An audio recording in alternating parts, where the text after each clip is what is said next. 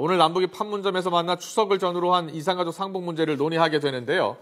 정부는 금강산 회담 날짜를 앞당기자는 북측의 제안에 대해서는 좀 더 고민한 뒤에 입장을 내놓기로 했습니다. 통일부에 나가 있는 YTN 중계소 연결합니다. 김지선 기자.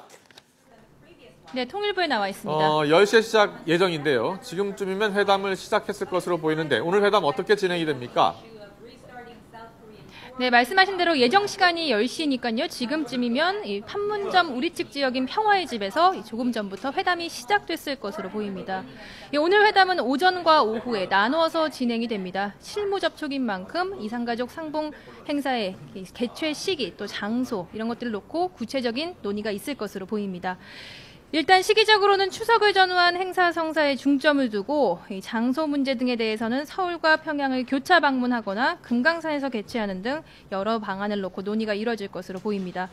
하지만 준비 과정에서 한 달 정도 시간이 걸리는 점을 감안하면 추석 전 개최는 어려운 것이 아니냐는 관측도 나옵니다. 우리 측 이덕행 수석 대표는 오늘 아침 회담장으로 출발하기에 앞서 기자들과 만나 이산의 아픔을 달래줄 수 있도록 오늘 접촉에 최선을 다하겠다고 밝혔습니다. 직접 들어보시겠습니다. 약 3년 만에 남북 적십자 간 실무 접촉이 열리게 됩니다. 이산가족 문제는 정부가 가장 시급히 해결해야 될 기본적인 인도적 현안입니다. 이번 회담을 통해서 이산 가족들의 이산의 아픔을 덜어드릴 수 있도록 최선을 다해서 성실하게 회담에 임하겠습니다. 앞서 통일부 당국자는 오늘 접촉에서 박근혜 대통령이 광복절 경축사에서 제안한 추석을 즈음한 이산가족 상봉을 실현하기 위해 집중할 것이라고 밝혔습니다.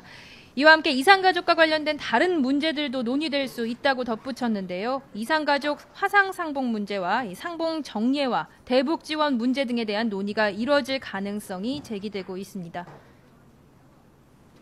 네, 그리고 금강산 관광회담을 우리가 제안한 날짜보다 앞당기자는 북한의 입장에 대해서 아직 정부의 공식 입장이 나오지 않았죠? 네, 정부는 북한의 입장에 대해 내부 검토를 거친 뒤 추후에 입장을 전달하겠다고 회신을 했습니다. 북한이 우리가 제안한 다음 달 25일보다 빨리 회담을 열자고 제안한 데 대해 시기를 좀 더 고민하고 있는 것으로 보입니다.